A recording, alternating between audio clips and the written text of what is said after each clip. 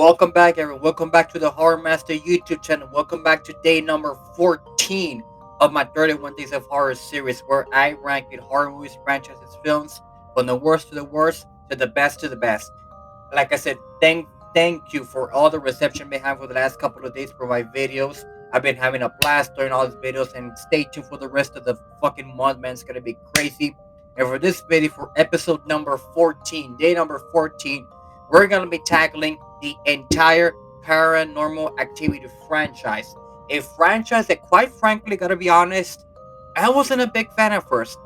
I mean, the hype about it has been gone for years, but like, overall, I wasn't really a bad fan of it because there's some things that I didn't understand until actually the last couple of films kind of answer some of those questions, but then it gave us more questions that couldn't be answered. So I'm hopefully there might be some other films that could finally close this entire film for franchise to existence. I mean, of course, I know there's been plans of Paranormal to release another film, something around 2023, if I'm not mistaken. So, let's see how it goes. So, we got 7 films in this franchise. A bit of a shorter film this time, not compared to the unbearable. I'm still shaking about the Friday the 13th ranking I just did yesterday, which that was a huge undertaking.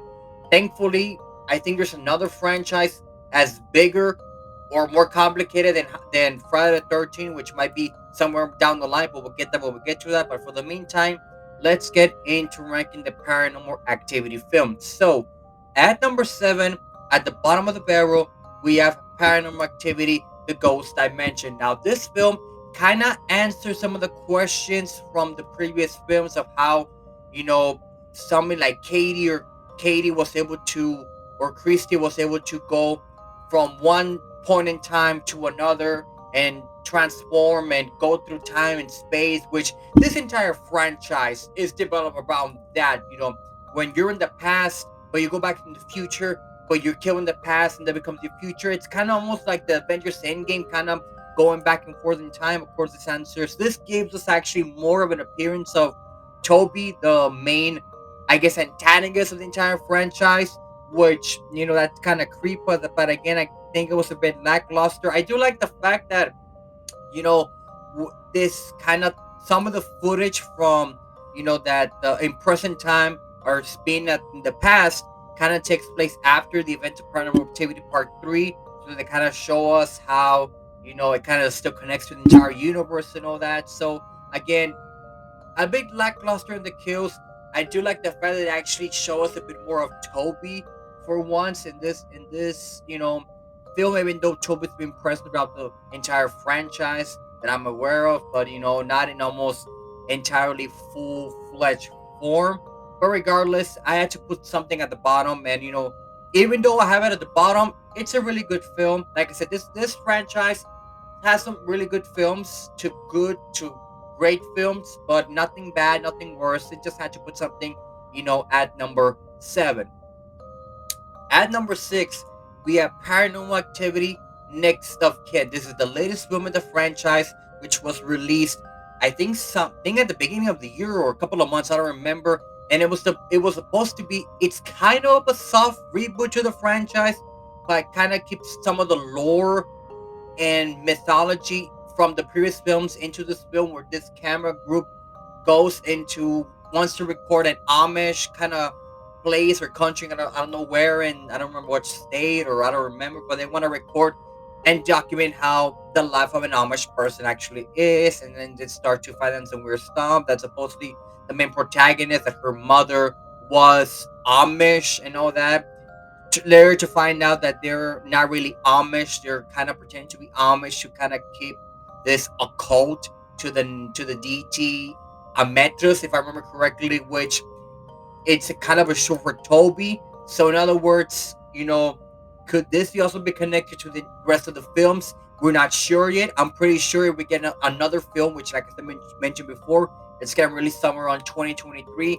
We might get those questions answered, or maybe it's gonna give us more questions and answers to actually think of this franchise. Because, quite frankly, this franchise, I do see its gas running unless they do something crazy that might coming all together. But for as a film, at number 6, a bit better than the Ghost Dimension. because I was kind of a soft reboot, kind of give it a bit more fresh light to the franchise. And I'm excited to see where this they fall off from that, in the next film in 2023. At number five, we have Paranormal Activity: The Marquess. Now, originally this was a spin-off of the Paranormal Activity franchise about this kid named, I'm forgetting the kid. So bear with me, guys. Like I said, sometimes with this video, I really just go full on blast and really don't remember some of the names unless I really really know it. So the main protagonist for this film, for the Mark ones, is let's see if I remember correctly. Um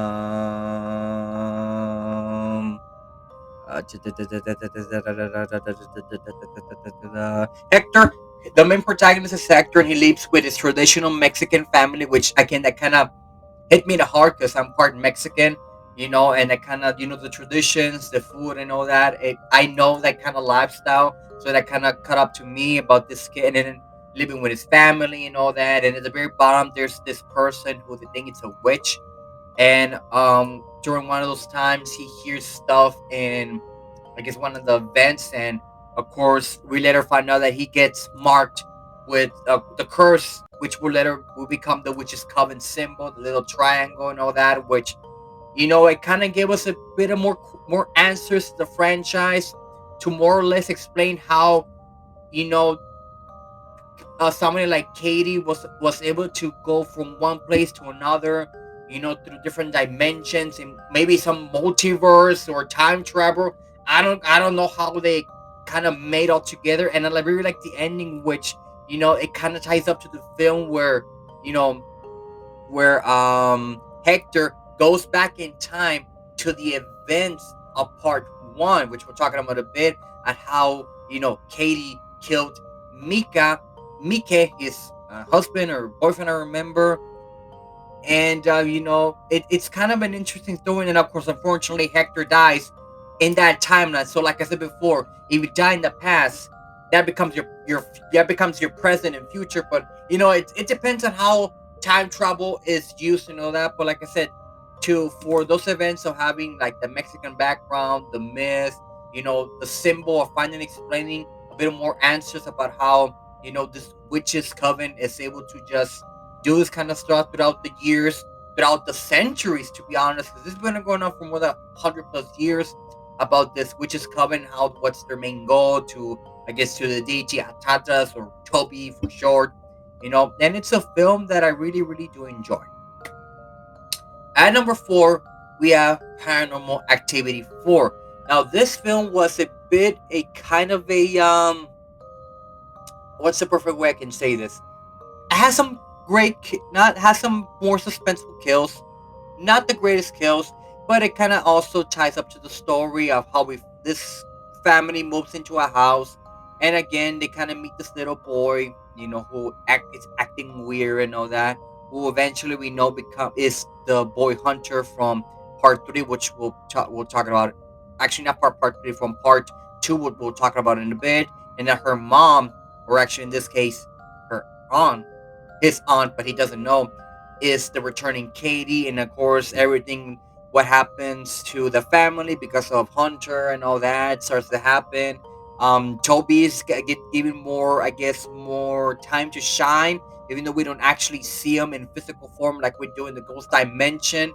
It's still kind of cool that he's still there. I also like the fact when the main protagonist, the little girl, is in her bedroom and she's sleeping, and then she kind of gets levitated to the up and up, and you see the camera right there with Hunter just looking at her. That kind of creeped me out, because it's like you don't know you're actually being picked up by a demon and you're just sleeping peacefully. You think you're sleeping peacefully, and turns out you're just being levitated by this weird ass kid who has demonic issues. Later to find out that's your reckoning, and of course the ending of the film is when they all get fucking killed, which is kind of a bit shocking how that happens when you see all this witches and the covens, and how they kind to protect what happens. But it's a crazy film, to be honest, but it's a film that, you know a bit better than the other films. I think from four to from spot four to now, It's films that I do believe are at the tip of the iceberg for the franchise. At number three, surprisingly and shockingly, I have Paranormal Activity, the first one, the first film. Now, a bit of a backstory personally with this film. When this film was first announced, I think I was still in middle school, going to high school, and the hype for this film was really, really good. I mean, I had some friends who kind of saw it, which I don't know how they saw it because we were kids at the time. I would hear some of my older cousins who actually saw it and think it was amazing. So the hype was there. When the trailers came out, at first, when I first saw the first trailer, I was like I said, I was in still middle school, going to high school. It gave me a kind of a Blair Witch Project kind of vibe, that kind of found footage film because, you know, after Blair Witch Project, there's been a lot of found footage films that haven't been really executed at their best. But with Paranormal Activity, the first film, I believe that they kind of executed, you know, at the very best.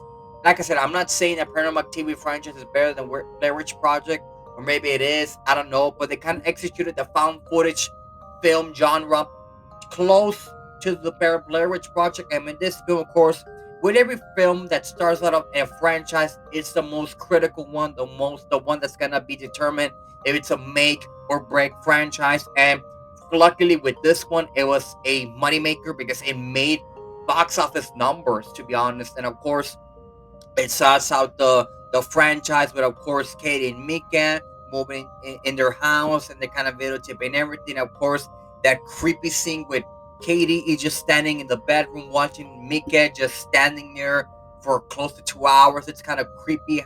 You kind of have that kind of spine into it. Of course, when you start getting more paranormal stuff, it's where Mika takes into action, start putting the pot around the bed, putting some paranormal devices, whatever you want to call it. And it starts to actually become a very interesting story. And to the very end, when we find out the picture of a burnt picture that we'll eventually talk about when we talk about the other film later down the list, on how it all makes sense. And of course, that shocking ending at the very end when Mika dies, and you just see, Chris Katie's body, or yeah, Christy coming to the camera and giving you that creepy ass space that she has been possessed by Toby, and you never see her from her again, or so we thought. At number two, we have Paranormal Activity 2. Now, this film takes place, if I remember, 2 months, maybe 3 months before the events of part one. Some events happen during the events of part one. So pretty much, Christy and her husband, I don't remember the name of the husband, move into a house, and they found this footage, and how Katie and her Chrissy start remembering about the times with Toby and some of the events that they kind of forgot about, some things that they haven't remembered. And then that Christine begins to experience some paranormal, events in her house, stuff moving around, chandeliers being broken, all over the house, especially with the maid, which is trying to get sanitized, the place, which is typical of a maid being Mexican, us Mexican trying to bless everything, no mobile, use Espiritu Santo, trying to make it as quickly as possible to, I guess, desanitize the evil from the house. And they don't believe her, so they kind of fire her. But after all that, the attacks become stronger and stronger and stronger to the point that Christy Husbands decides to make a bold statement, and that is to pass this curse down to Christy's sister's Katie, which eventually sets up the events of part one. And of course, that's where we find out the burned picture, and that kind of ties up to the story. And you all think after the events of all that, after passing the curse onto Katie, that everything is now full colors of rainbows. Actually, not.